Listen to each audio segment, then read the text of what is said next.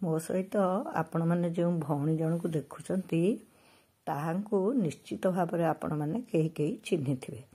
ସେ ହେଉଛନ୍ତି ଡକ୍ଟର ରୀନା ରାଉତରାୟ, ଯିଏକି ଜଣେ ସମାଜ ବିଜ୍ଞାନୀ ଆଉ ପରିବେଶବିତ୍। ତାଙ୍କର କ'ଣ ହେଉଛି ଆପଣମାନେ ଦେଖନ୍ତୁ। ତାଙ୍କ ମାନସ ସନ୍ତାନ ଗାନ୍ଧିଜୀଙ୍କ ସହ 30 ଦିନ ଆଜି ଲୋକାର୍ପିତ ହେଉଛି। ମୁଁ ଯେତେବେଳେ ବହିଟିର ନାଁ ଶୁଣିଲି, ଆପଣମାନେ ଜାଣିଛନ୍ତି ଅପା ଆମ ଘରେ ଆସି ମଝିରେ ମଝିରେ ରହନ୍ତି। ଆମ ଘରେ ତିନି ଅପା ଥିଲେ। ପ୍ରକୃତରେ ଏହି ସଭା କାର୍ଯ୍ୟରେ ତିନି ଅପାଙ୍କର ଯୋଗଦାନ କରିବାର ବହୁ ପୂର୍ବରୁ ନିର୍ଦ୍ଧାରିତ ହୋଇଥିଲା। ଦୈବକ୍ରମେ ସେଦିନ ଅପା ଆମ ଘରେ ଥିଲେ। ଅପାଙ୍କର ସେଠିକି ମିଟିଂକୁ ଯିବା କଥା ଠିକ୍ ହେଇଥିଲା। ସେତିକି ବେଳେ ରୀନା ଅପାଙ୍କଠୁ ବି ଫୋନ୍ ପାଇଲି, ଆଉ ମୋତେ ବି ସେଇ ମିଟିଂରେ ଯୋଗ ଦେବାର ସୁଯୋଗ ମିଳିଲା।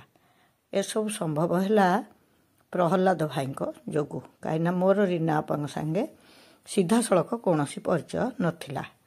ବହିଟିର ନାଁ ଶୁଣିକି ସେ କାର୍ଯ୍ୟକ୍ରମରେ ଯୋଗ ଦେବାର ଆଗ୍ରହ ମୋର ବଢ଼ିଯାଇଥିଲା। ବହିଟିର ନାଁ ତାହେଲେ କ'ଣ ଥିଲା? ଗାନ୍ଧୀଙ୍କ ସହ 30 ଦିନ। ରୀନା ଅପାଙ୍କର ବୟସ ଯାହା, ସେ ଗାନ୍ଧୀଙ୍କ ସହିତ 30 ଦିନ କେମିତି କାଟିବେ? କଥାଟା ମୋତେ ଟିକେ ଅସଙ୍ଗତ ମନେ ହେଲା। ହେଲେ ଗୋଟେ ବହି ପ୍ରକାଶିତ ହେଉଛି, ତାର ଗୋଟେ କ'ଣ ତାତ୍ପର୍ଯ୍ୟ ତ ଥିବ। ମନକୁ ମନ ତ ଏମିତି ଗୋଟେ ବହି ବାହାରି ଯିବନି। ଅବଶ୍ୟ ଆଜିକାଲି ଖୁବ୍ ସହଜ ଭାବରେ ବହି ସବୁ ପ୍ରକାଶିତ ହେଉଛି। ସେ ବହିର ବି ସେମିତି ଗୁରୁତ୍ୱ ରହୁନି। କିନ୍ତୁ ରୀନା ଅପାଙ୍କ ବିଷୟରେ ମୁଁ ଯେତିକି ଜାଣେ, ସିଏ ଏମିତି ଛୋଟ ପିଲାଙ୍କ ଭଳିଆ ଖାମଖିଆଲି ଢଙ୍ଗରେ ତ କେବେ ହେଲେ ଗୋଟେ ବହି ପ୍ରକାଶ କରିବେ ନାହିଁ। ତେଣୁ ମୋର ଆଗ୍ରହ ସହିତ ମୁଁ ସେଠି ପହଞ୍ଚିକି ମୋର ଗୋଟେ ଜ୍ଞାନ ଚକ୍ଷୁ ଖୋଲିଗଲା ବୋଲି ମୁଁ ଅନୁଭବ କଲି। କ'ଣ ସେ ଜ୍ଞାନ ଚକ୍ଷୁ? ଯେଉଁ ଭାବରେ ରୀନା ଅପା କହିଲେ ଯେ ଏ ବହିର ନାମକରଣ କରିଥିଲେ ଗାନ୍ଧିଜୀଙ୍କ ସହ 30 ଦିନ, ସେଠି ଉପସ୍ଥିତ ଥିବା ଅନ୍ୟ ବକ୍ତାମାନଙ୍କ ଭିତରେ ପ୍ରହଲ୍ଲାଦ ଭାଇ କହିଲେ, ମୁଁ ତ ସବୁଦିନ ଗାନ୍ଧୀଙ୍କ ସାଙ୍ଗରେ ଅଛି। ତାଙ୍କ କଥା ଶୁଣିକି ମୋର ବି ଅନୁଭବ ହେଲା, ମୁଁ ତ ଜନ୍ମ ହେଲା ପରଠୁ ଗାନ୍ଧୀଙ୍କ ପାଖରେ ଅଛି, ତାଙ୍କ କଥା ମାନୁଛି ଯେତିକି ସମ୍ଭବ।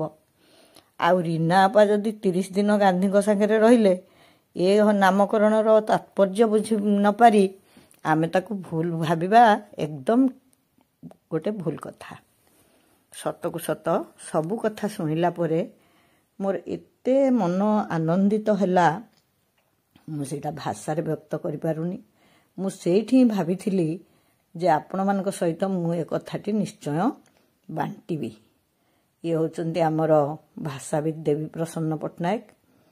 ସିଏ ଆଉ ଟିକେ ସମୟ ପରେ ଆସି ପହଞ୍ଚିଥିଲେ ଆମର ସ୍ୱାଧୀନତା ସଂଗ୍ରାମୀ ମାୟାଧର ମଲ୍ଲିକ।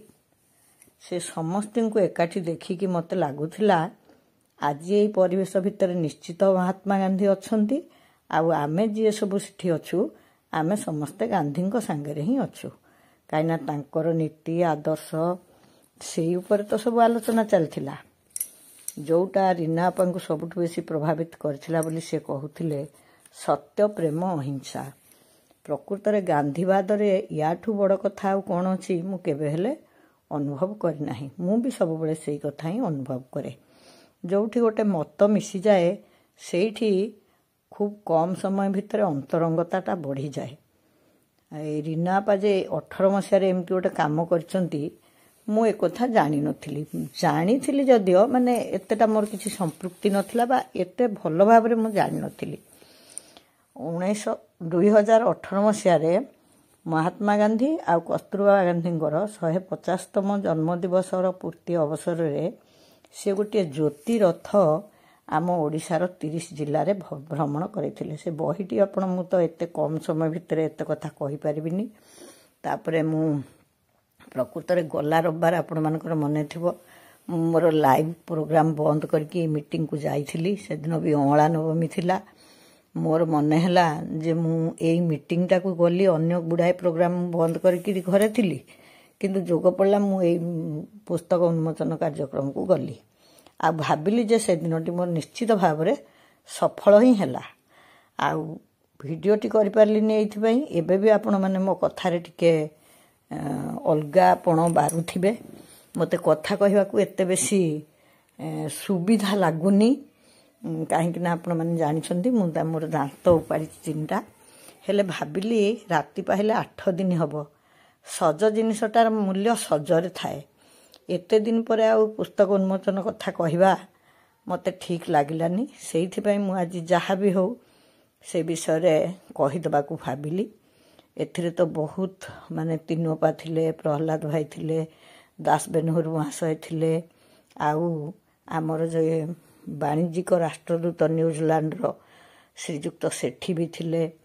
ଆଉ ସମସ୍ତଙ୍କ ତୁଣ୍ଡରୁ ରୀନା ଅପାଙ୍କ ବିଷୟରେ ଆଉ ଗାନ୍ଧୀଙ୍କ ବିଷୟରେ ଶୁଣିକି ସେଦିନ ମୁଁ ବହୁତ ଉତ୍ଫୁଲ୍ଲିତ ହେଉଥିଲି। ଏବେ ଯିଏ କହୁଛନ୍ତି ସିଏ ହେଉଛନ୍ତି ଶ୍ରୀଯୁକ୍ତ ନାୟକ ବା ରୀନା ଅପା ହେଉଛନ୍ତି ତାଙ୍କର ସହଧର୍ମିଣୀ, ଯିଏକି ବର୍ତ୍ତମାନ ସେଞ୍ଚୁରିଆନ ୟୁନିଭର୍ସିଟିର ପ୍ରୋ ଭାଇସ୍ ଚାନ୍ସେଲର ଅଛନ୍ତି। ଆଉ ସବୁଠୁ ଭଲ କଥାଟିଏ କହିବି ଯେ ରୀନା ଅପାଙ୍କର ଯେଉଁ ମାନେ ହାତ ଧରିକି ଯିଏ ଆଗକୁ ବଢ଼େଇଛନ୍ତି ସିଏ ହେଉଛନ୍ତି ଏ ଭାଇ। ମୁଁ ସବୁବେଳେ ଭାବେ ଜଣେ ସାମର୍ଥ୍ୟ ପୁରୁଷ ହିଁ ତା ସ୍ତ୍ରୀକୁ ଆଗକୁ ବାଟ ଛାଡ଼ନ୍ତି ବା ଆଗକୁ ବାଟ କଢ଼ାନ୍ତି। ସବୁ ପୁରୁଷ ସମାଜ ସବୁବେଳେ ସ୍ତ୍ରୀ ଲୋକମାନଙ୍କ ପ୍ରତି ଏମିତି ପ୍ରେରଣାଦାୟୀ ହୁଅନ୍ତୁ। ଆଜି ଦିନରେ ମୁଁ ସେଇଟା ବି ସବୁ ଭାଇମାନଙ୍କଠୁ ଆଶା କରିବି। ସେଦିନ ତ ଅଁଳା ନବମୀ ଥିଲା। ଶୁଦ୍ଧ ଅରୁଆ ଅନ୍ନର ବ୍ୟବସ୍ଥା ହେଇଥିଲା।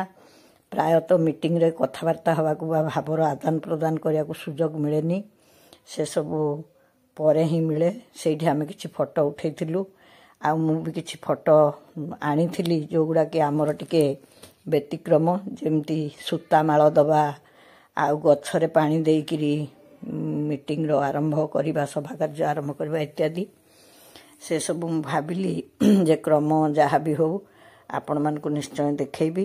ଆଉ ପୁଣି ଆମେ ଘରକୁ ଫେରିଥିଲୁ ଅପାଙ୍କ ସାଥିରେ। ଆଉ ଆମକୁ ସେଠିକି ନେବାକରେ ସହଯୋଗ କରିଥିଲେ ଆମ ରୀନା ଅପାଙ୍କର ମାନେ ପତିଦେବଙ୍କର ଅଗ୍ରଜ ଆଉ ତାଙ୍କ ପତ୍ନୀ। ଆମେ ସୁନ୍ଦର ଭାବରେ ଘରକୁ ଏଇସବୁ କଥା ଗପି ଗପି ଫେରିଲୁ।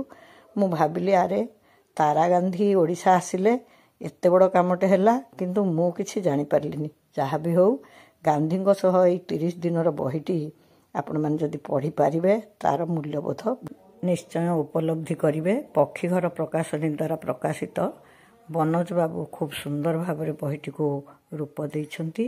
ମୁଁ ଭାବୁଛି ଆପଣମାନେ ନିଶ୍ଚୟ ବହିଟି ପଢ଼ନ୍ତୁ ଏବଂ ତାର ଉପଲବ୍ଧି କରନ୍ତୁ। ଏଇଭଳି ଗୋଟିଏ ବହିର ସ୍ରଷ୍ଟା ହିସାବରେ ରୀନା ଅପାଙ୍କୁ ମୁଁ ବହୁତ ଧନ୍ୟବାଦ ଦେଉଛି।